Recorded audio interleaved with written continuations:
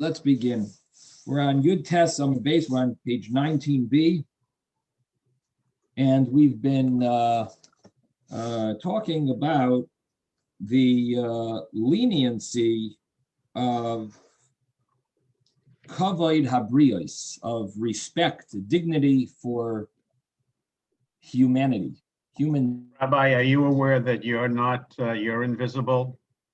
Oh. Okay, All thank you right. for. There's your putum. I see your putum. There you go. I didn't realize. I'm sorry. Okay, so the Gemara is dealing with this issue of when is there leniencies to for kavod habrios, for respect, for things that are necessary, and are we ever able to override a law? And the Gemara wants to see if there's biblical laws that can be overridden when it comes to kavod habrios, respect for humans. And the Gemara has not found any yet. It's looking for biblical cases, and all it's finding are rabbinic cases. So the case that we just dealt with was about a Kohen becoming impure, and the Gemara said, no, that was a case of rabbinic impurity. It's called a beis hapras. So that's the Gemara that we learned yesterday. We've been talking about that, about Rabbi. this. One second, about the story of Rabbi Elazar Bar Tzadok, who was a Kohen, and he actually would go on top of the coffins in order to greet the king. And the Gemara is saying that that case was really a case of, that's a case of rabbinic impurity. That's one case. The earlier case was beis hapras that I mentioned, where they were allowed to go together with a mourner to escort him, even though it's a beis hapras, even though it's tamei. And the Gemara's answer was that was a beis hapras. It was a rabbinic tumah. Here we're talking about the story of Rabbi Elazar Bar Tzadok. The reason why it's permissible, even though it's tumah and he's a kohen, is because the Gemara answers that there is a oyhel, there is a tefach, a space between the deceased and the coffin, and therefore the coffin is not considered, that going on top of the coffin is not considered biblical tumah. It's not considered impure biblically. It's only considered impure rabbinically. So we're continuously finding this idea that when it comes to rabbinic laws, there is room for leniency for kavod habrios, or for certain reasons. When you have a reason, if it's an acceptable reason that the Torah, that the Gemara, that the rabbis accepted, that you're allowed to bend the rabbinic law for such a reason. So that's what we are seeing here. I should mention that Tosfos deals over here with some issues such as going on top of a coffin. Isn't the coffin itself tamei? So the top Tosfos deals with the cover of the coffin. There's according to the way you learn, according to the way Rashi studies another Talmudic statement, it would seem that the top of the coffin would be tamei, and Tosfos tries to deal with that. Does this prove Rashi's explanation wrong? Because according to Rashi, goylel, which is the cover of the coffin, that itself is tamei, and how could Rebbe Elazar Bar Tzadok go on top of the coffin if that itself is tamei? And the next Tosfos deals with a little more complicated situation, and this touches upon what David mentioned, that the Steinsaltz, he said, brings a picture of a stone coffin. And David was asking, what does that have to do with our Gemara? So I think I just figured it out, because the Gemara doesn't seem to talk about stone coffins, but what I think the Steinsaltz brings down is because the second Tosfos here deals with an issue of a Mishnah in Ohalois. Mishnah in Ohalois says that when you have a tomb that is completely closed in, when you have a tomb that's completely closed in, that itself becomes a source of impurity. So Taisvus is wondering, how could Rabbi Elazar Reb Tzadok, and how could the Gemara say that a coffin is not necessarily tameh? A coffin, the Gemara says, normally has a tefach, an empty space. So really the coffin going on top of a coffin is not tameh, is not impure. Tosfos asks, that's not true. There's a Mishnah that says that if it's closed, it becomes a source of tumah, just like the dead body itself. So in other words, if there's a body inside the coffin, if it's closed, even the empty space of the coffin, it becomes a source of impurity. And if someone walks on top of it, would go on top of it, they would become impure, because that's called a nefesh atuma. That's called a closed tombstone. Now, the reason why now Tosfos is obviously understanding that the case that we're dealing with are stone type of coffins. And that's why it's an issue, because Maimonides brings down that if it's a wooden coffin, this is not an issue at all. Rabbi, can I interrupt you? What did you say? Nefesh something about the empty space becomes impure because of nefesh. What is it? It's called nefesh atuma. It's because it's a sealed tombstone. It becomes like the whole tombstone becomes like the dead body. Right. And okay. Thank you. It's a Sorry. source of impurity, and Tosfos deals with that. Why does our Gemara imply, not imply, but it says pretty clearly that a coffin would not be tameh? Most coffins are not tameh biblically because they have this empty space. Tosfos asks a very strong question. He says, "What do you mean? It's a nefesh atuma. It's closed." And Tosfos' answer is, obviously it's not completely closed, and we must say that there's some airspace. There's some that it's not 100% closed. It's not totally sealed shut, and therefore that's how Tosfos understands it. And it sounds like Tosfos maybe in his day maybe they used these stone coffins, and that was the traditional, because that's what the Mishnah is dealing with, and Maimonides I saw brings down that if it's a wooden coffin, this is not an issue. Okay, yes, Robert. It's a little confusing for me. When I view the wall in the old city, and I know that there's a cemetery directly across from it. I think it used to be Jordan, and everybody is buried in a stone. They're buried above ground in a stone encasement, and it appears that the top of it is movable. So I guess that's not the coffin. It seems to be the encasement for the coffin. Are you aware of what I've Are you seen? talking about a mausoleum? You're not talking about a mausoleum, are you? No. There are the hills around the wall, and I know across from it, when I've seen it, that everybody's buried above ground in these, whether they're stone or whatever they are, encasements. I don't think there are sarcophaguses, but if you're not aware of that, if anybody else is aware of that, and when they've been to Jerusalem and some of the old cemeteries, especially overlooking the wall. Yeah, but I think what you're thinking of is there's a monument above the grave, which maybe you're thinking that that's where the body is placed in, but it really, appears to be. It appears to be. Yeah, no, it seems that way, but that's not it. The body is in the ground. Okay. And that's just a monument. It was just customary, different customs of how to make the monuments. Like here, you have a lot of footstones, and you also have standing monuments. In Israel, they did make monuments that look like a coffin. Right. Well, that's what I mean. Yeah. So I just was confused by that. Thank you. Yeah.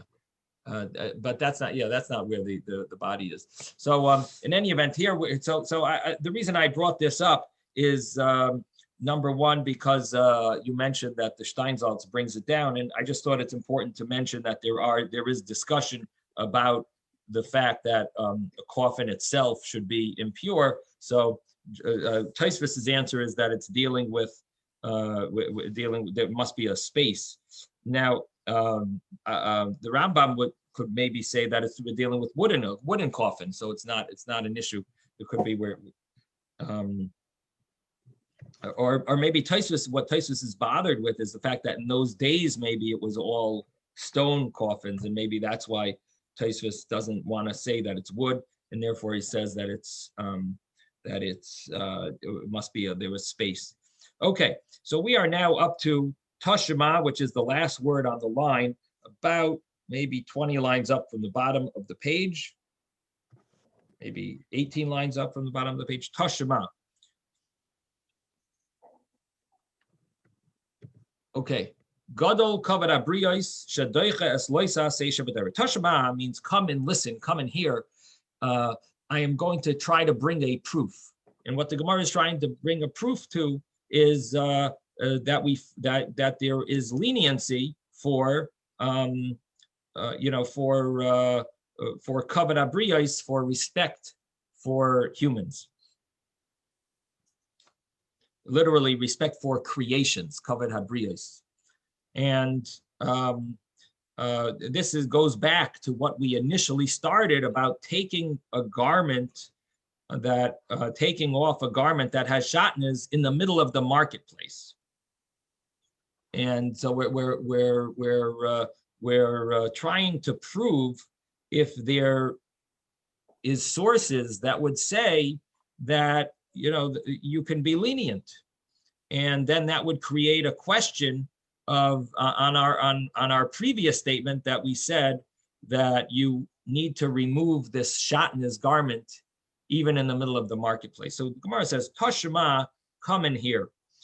Let's find it. Let me bring you a source to prove one way or the other way. Then what is the proof? What is the source? The source is that it says, Gadol kavod habriyos, great is respect for creation, shadoicha es loisa seisha b'Torah, that it overrides a negative commandment in the Torah.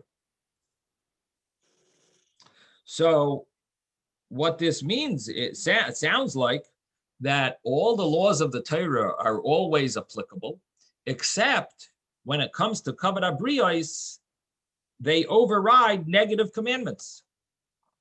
And it sounds like we have a proof.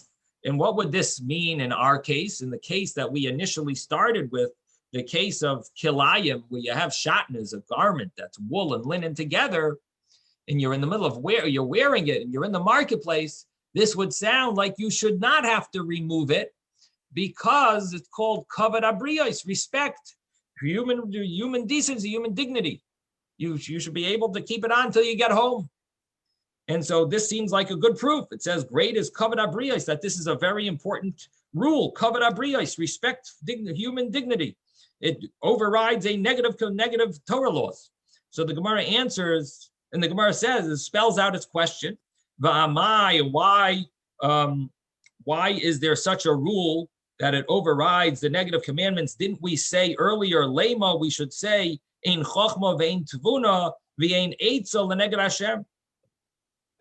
We should say that there is no logic and ideas that should go against the laws of the Torah. So we shouldn't take into consideration kavod habriyos, human dignity. So this seems to be a contradiction to what we initially understood earlier, that we brought a verse from Mishlei proving about not removing the person's shatnez, and we proved it from this verse. And here it sounds like here we have a source that says that kavod habriyos overrides it. And we do take these things into consideration, human dignity, even though it goes against the law of the Torah, a negative commandment of the Torah. So Tirgama Rav Bar Shva, Rav Bar Shva explained it, Kamei Rav Kahana, before Rav Kahana, Balav de Loy Sosur, that we're dealing with the lav, the negative commandment of Loy Sosur. Loy Sosur means don't go against the teachings of the rabbis. I'm sorry, yeah, don't go against the teachings of the rabbis. This is in Parshas Shoftim, in Deuteronomy, and it says over there,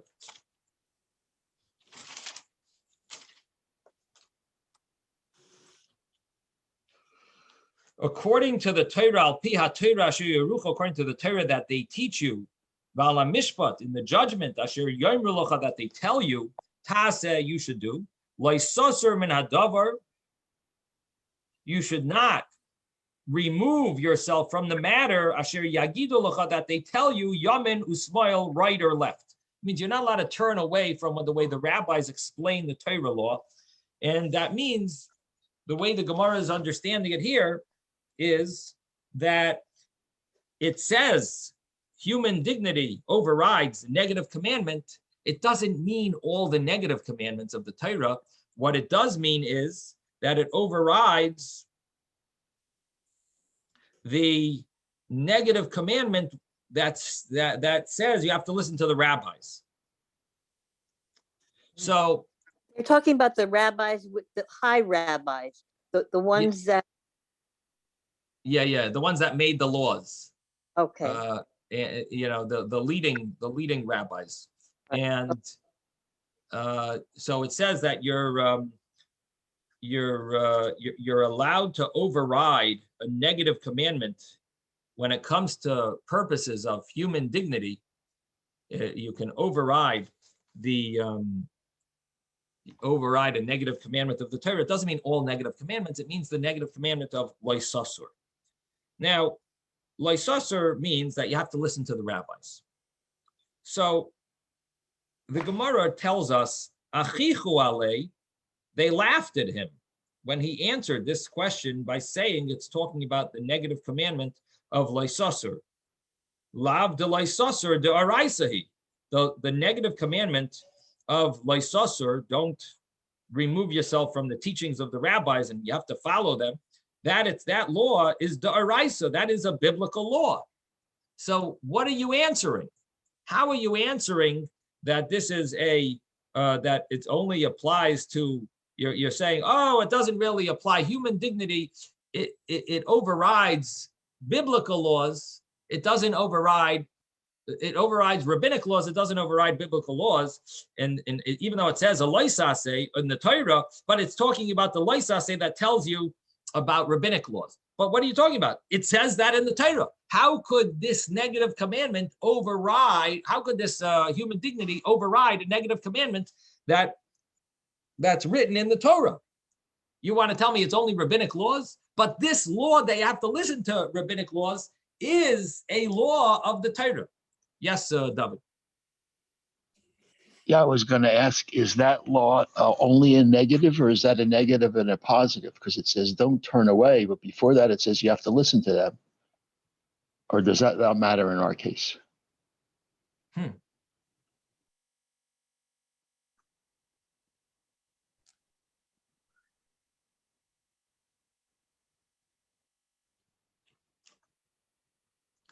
You're saying that really it should say the aseh. It overrides a positive commandment, because aseh is daicha lois aseh. A positive commandment overrides a negative commandment, and here you're basically overriding both. So what you're saying is that it really would be. It really could say it overrides a positive commandment. I'm going to tell you what comes to mind. I didn't see anyone mention this question, but what comes to mind is that, so maybe this is correct, that when the Torah says you have to listen to the rabbis, the positive command of like Elav Tishmon, that would be like a positive commandment. The negative would be, don't go away from what they say, the prohibitions of them.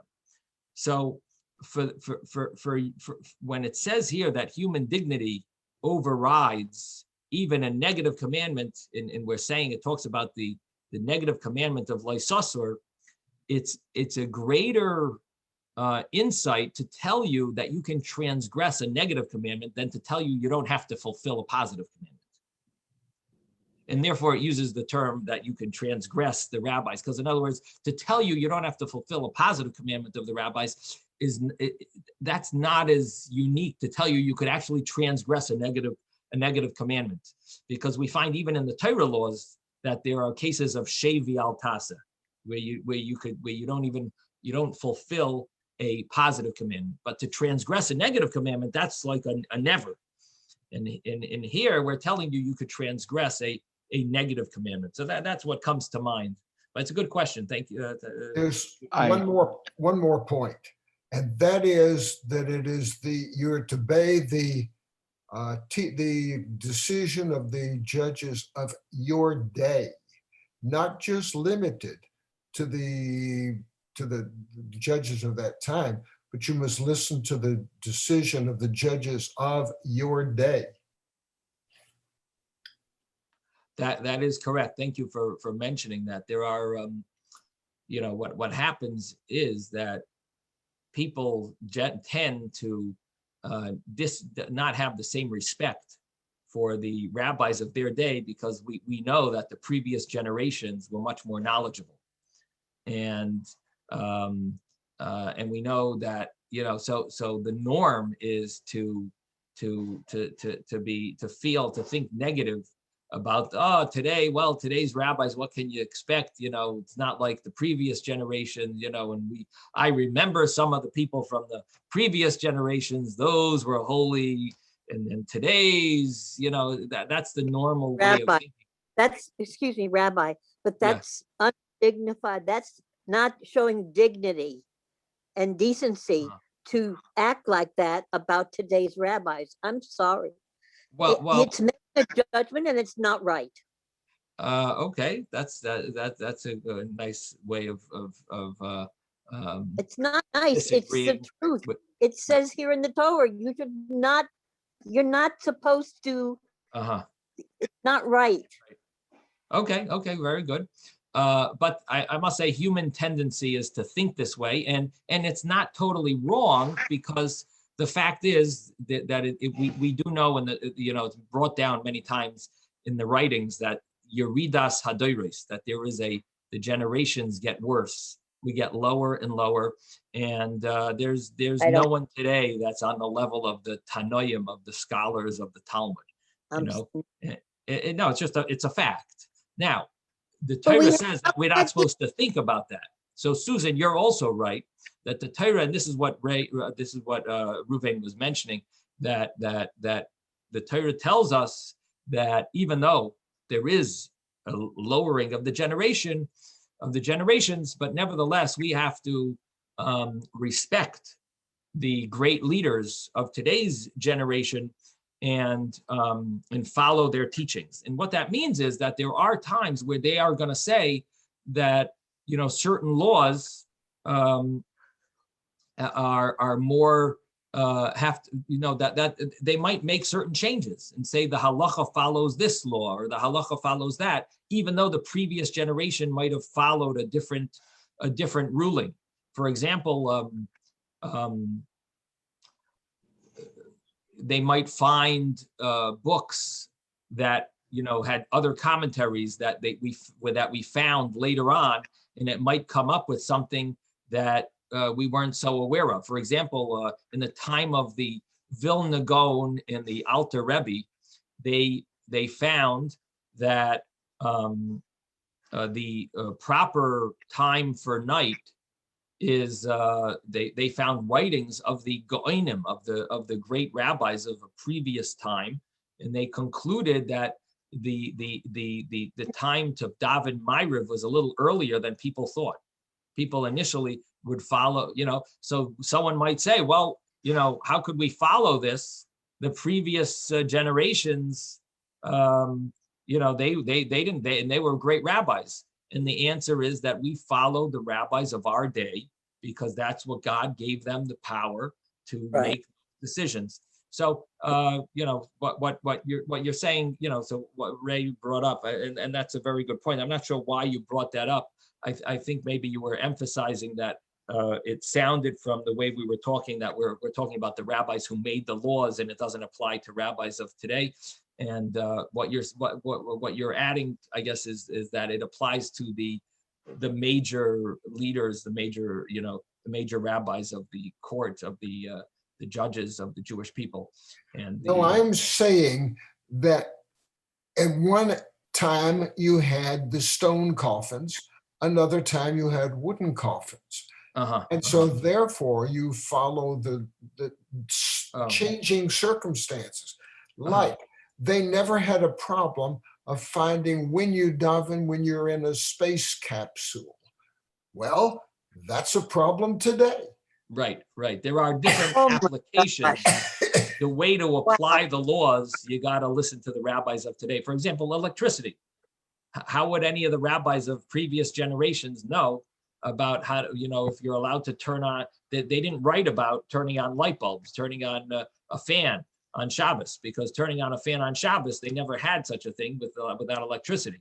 So when electricity was invented, the rabbis had to decide on these type of matters. And flipping a switch, does that, turning on a car, do these things, are they prohibited?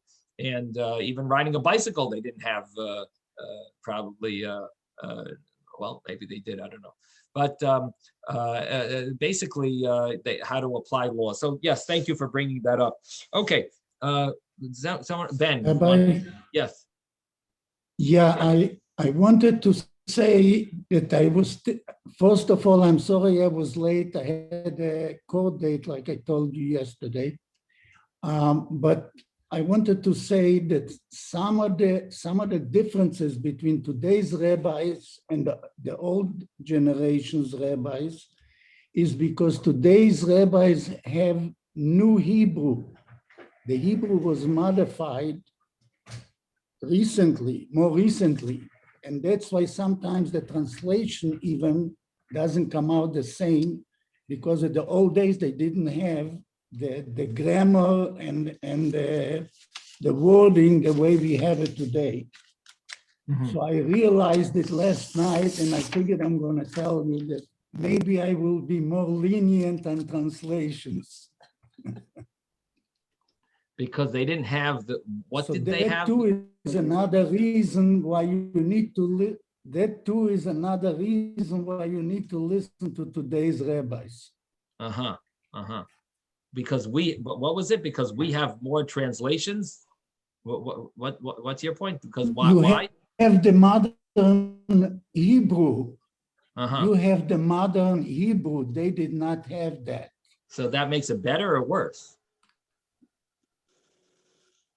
It makes it better, but Different. But you have to understand that they didn't have it, and that's the way they wrote it.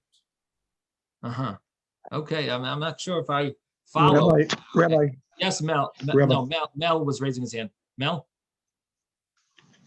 We can't hear you. You're muted. Mel, you're muted.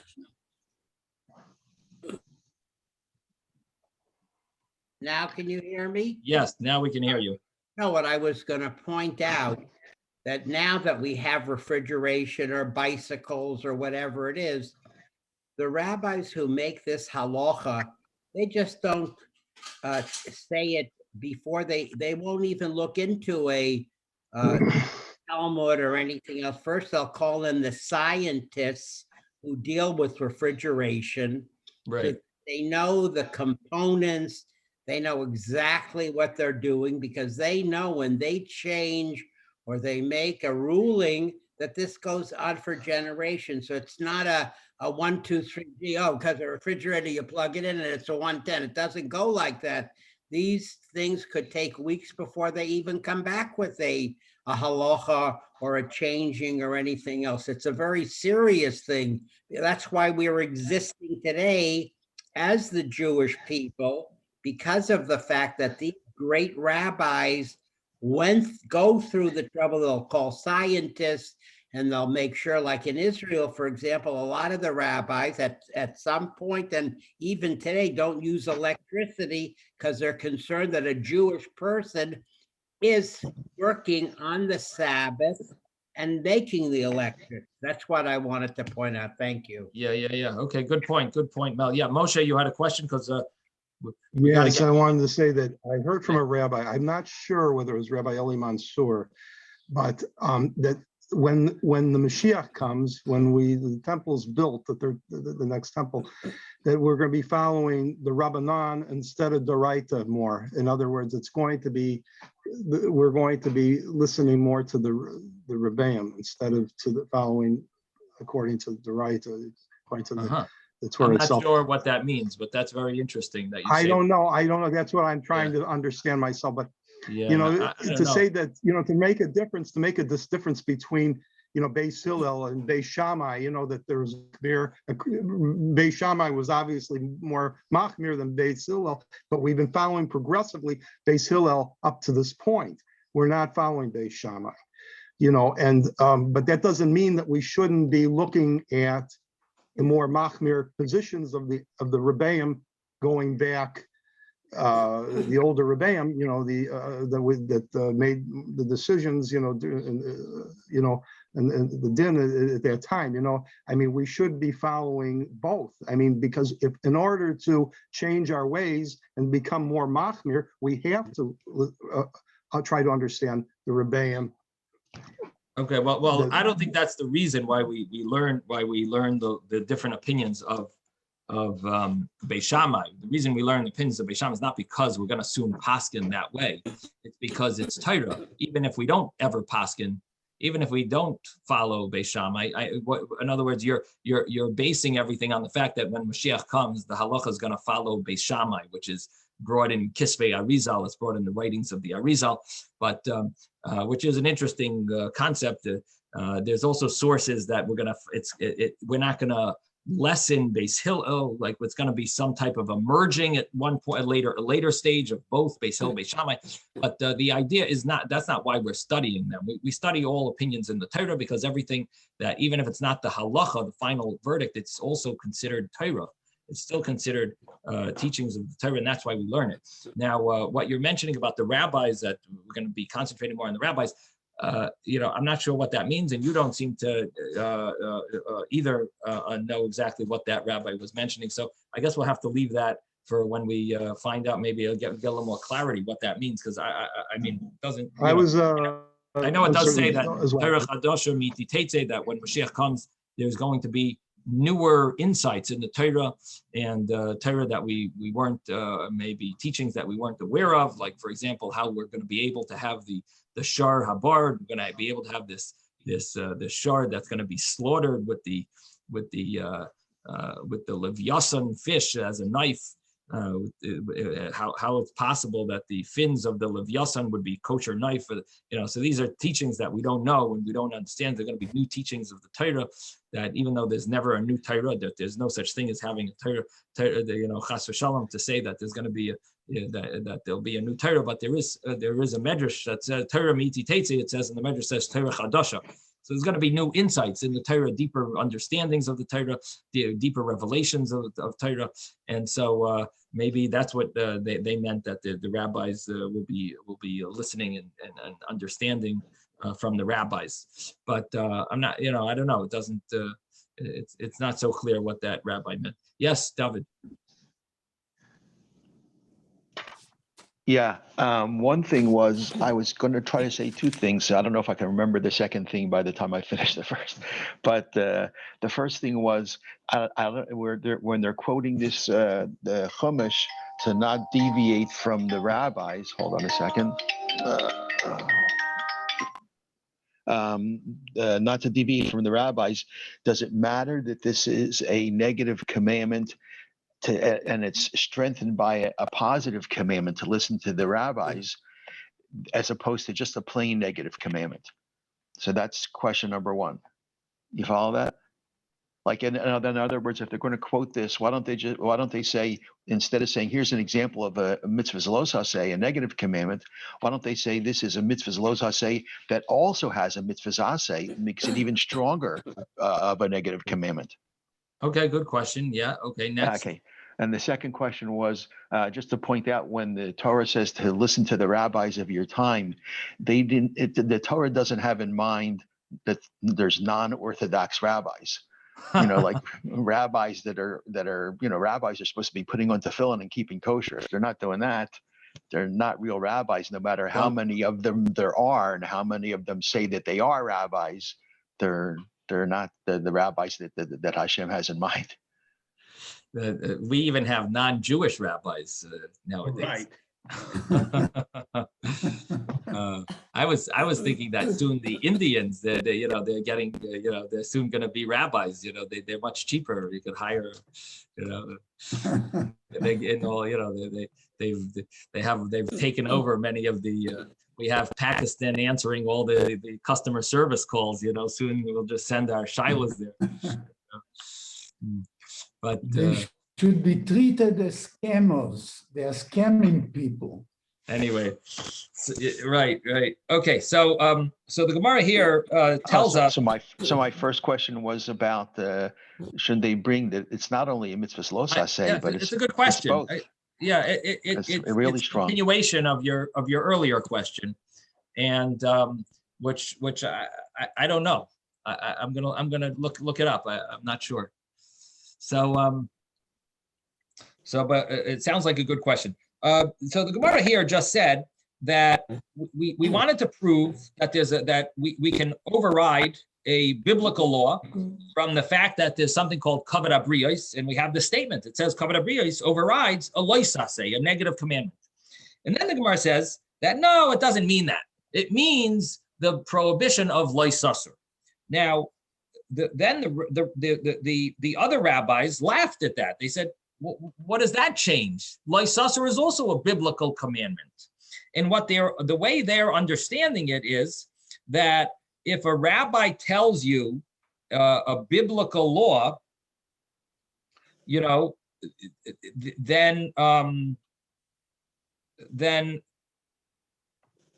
or the rabbi tells you, explains a law. In other words, the rabbis have the right to explain and interpret the law, the Torah law.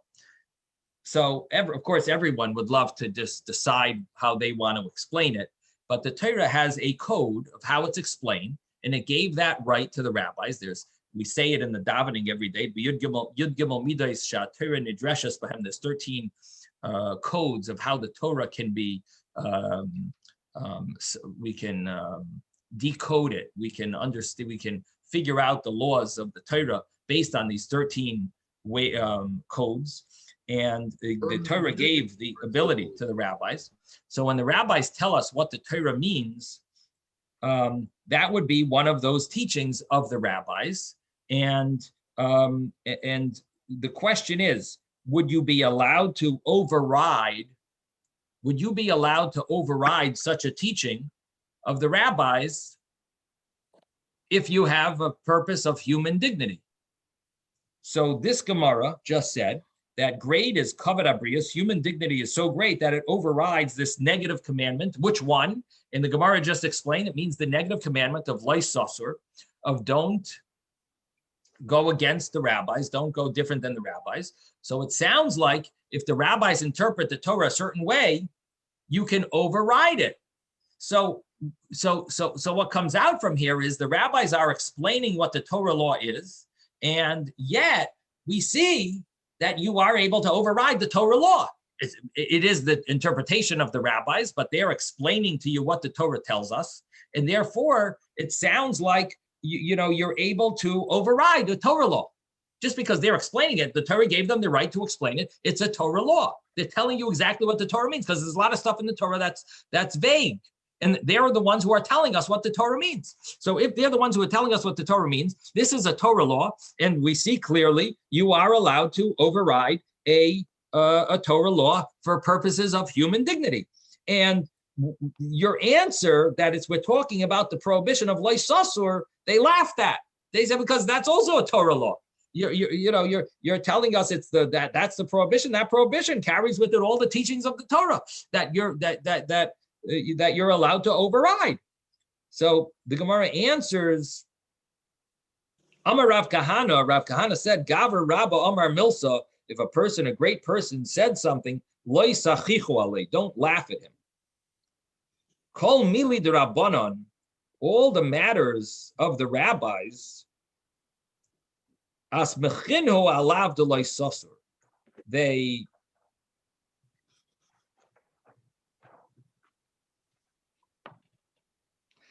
relied on they lean on the law of Lysasur. You're not allowed to do different than the rabbis. Umishum kavoidai sharu rabbanon, and because of kavod habriyos, because of human dignity, the rabbis permitted it. And what this means is that what we're dealing with here are not interpretations of the Torah, but rather fences around the Torah. And these type of fences around the Torah, these rabbinic institutions, these laws that are rabbinic institutions that one must follow. They're the teachings of the rabbis. The rabbis establish laws, and they have the right to do that. But that is different than biblical laws. In those laws that they have the right to establish, those laws, they rely on this verse of Lois Sasur. But when it comes to human dignity, the rabbis permitted these laws. So what this means is that it's ultimately a rabbinic law. How is it rabbinic? Every rabbinic law does carry with it a slight biblical law, because the Torah tells you have to listen to the rabbis, right? So how does it work? Is it biblically you're obligated to listen? So if you would be able to override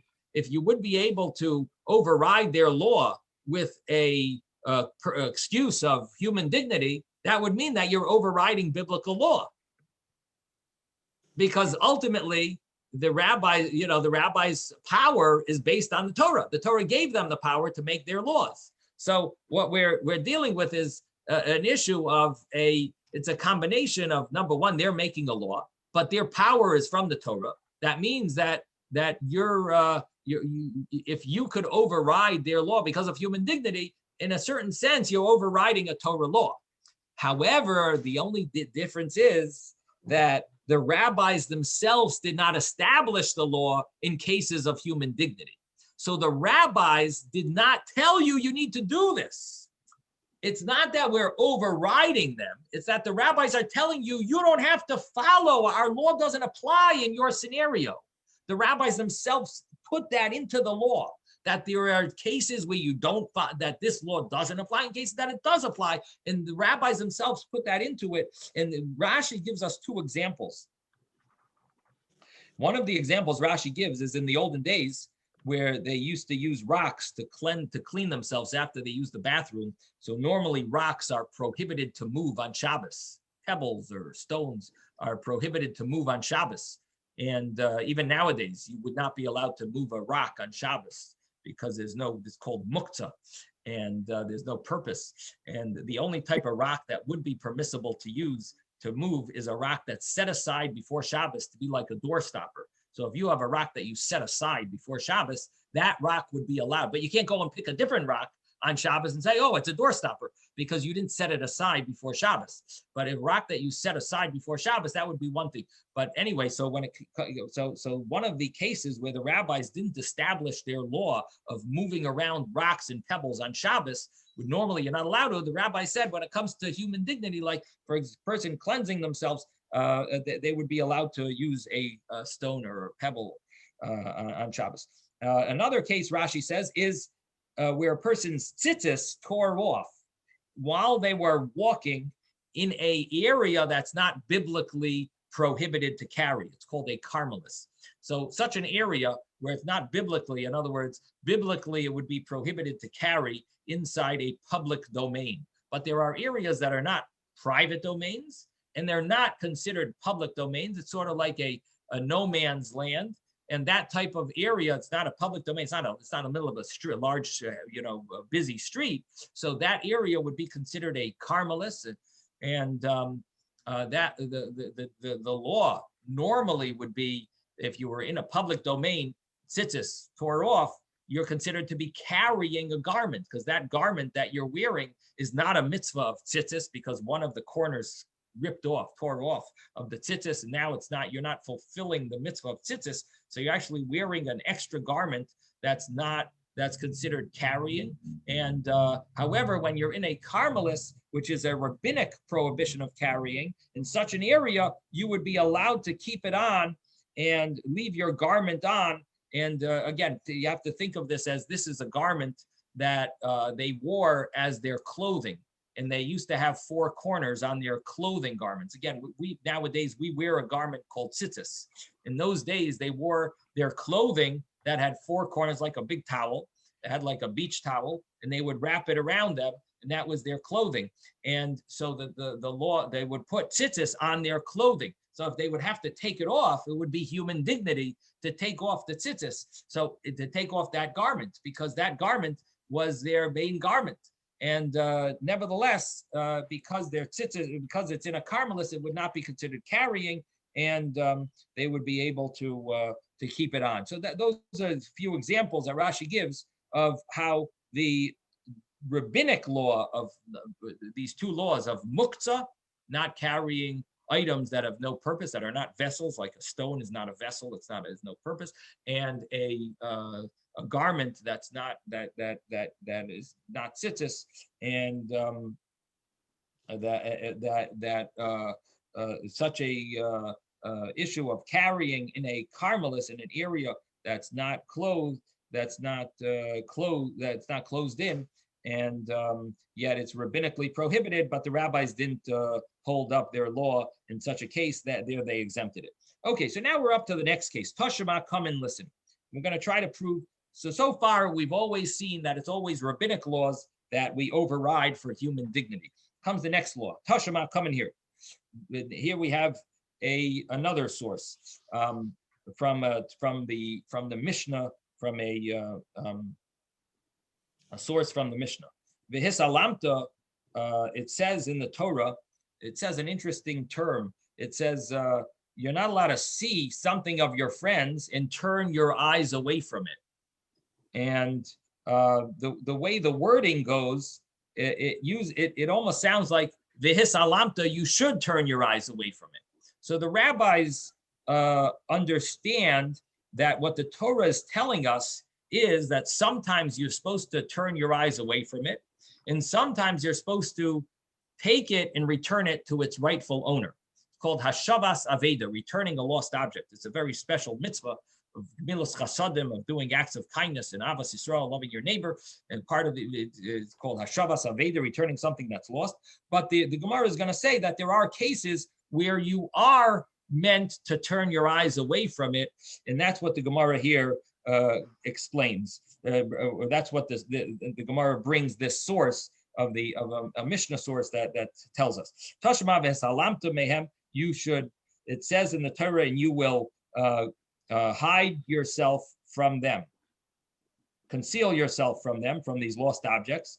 And the Gemara explains, pa'amim, sometimes. The Mishnah explains that sometimes you should sometimes you conceal yourself from them. And sometimes you do not conceal yourself from them.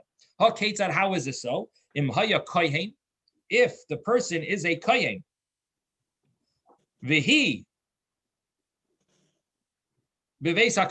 and that item, that object that's lost is in the beis hakvaros, it's in the cemetery, so you're not allowed to go there to fulfill this mitzvah. Even though you might want to fulfill the mitzvah of returning a lost object, especially it's a positive commandment to return a lost object. And the negative commandment here is not to become impure. And here you have a lost object. It's in a cemetery. Are you allowed to walk inside and return this lost object? So it says that kohen is in the beis hakvaros, he does not return a lost object. He's supposed to stay concealed from them. You hide yourself from them, or you make it as if you don't see it. And even though normally you're not allowed to do that. So if a kohen is a heap of Beis HaKfaros, the items in the Beis HaKfaros, you do not return the lost object. Or what happens if the person is an elderly man? It's not respectful for him to return such an item. Maybe for an elder, a scholar, to walk around with I don't know, like an ice cream. I don't know. It just looks a little funny, or maybe a pair of underwear you find. It's just going to look embarrassing for a scholar to walk around holding this what item. if you see a yarmulke in the what if you see a yarmulke? It fell off an old man that went to visit a grave site. Yeah, so a kohen is not allowed to go inside the cemetery unless it's a matter of life and death. But A kohen is a Kohen is not. So non-Jew? there's two examples. One is a Kohen going into a cemetery. Another is someone doing something that's below their dignity. A big rabbi he finds a package of underwear. He can't walk around the streets holding this package of underwear. It just doesn't look nice. It's not respectful. I don't know. So whatever it is, he can't go and for him to go and return it. Very nice mitzvah, to return it. But it's not respectful, and therefore he would be exempt from returning this lost object. So there are times that you're exempt, and there are times that you're not exempt. Under normal circumstances, you return a lost object, but under certain circumstances, you don't have to, and that would be these two examples. And one of them seems to be kavod habriyos.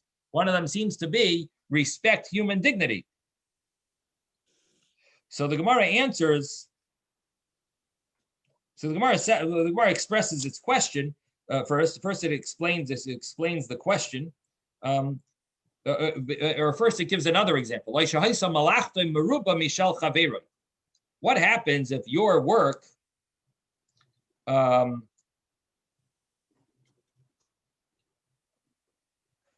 it brings in more money than the value of your friend's object, and your friend is not going to pay you back for your lost time? So, for example, you make $100 an hour, and this item is going to take you an hour to return, and he's not going to pay you $100 because you lost $100 from your work. So your work is more valuable than the value of the item, and the owner is not going to pay it to you.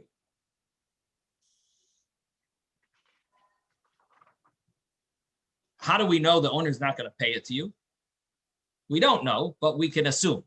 We can assume if the value of the item that you found is worth $20 and your work is worth $100 an hour, we can assume he's not going to pay you $100 to return to him a $20 item. It's just, it wouldn't make sense. So therefore, that would be another example where you would not be obligated to return this lost object. So it's called Malachtoi Meruba. Your work is more Mishal Chaveroi, from your friend. It's more than he would want to pay you back. And therefore, you would not have to return it. Lakach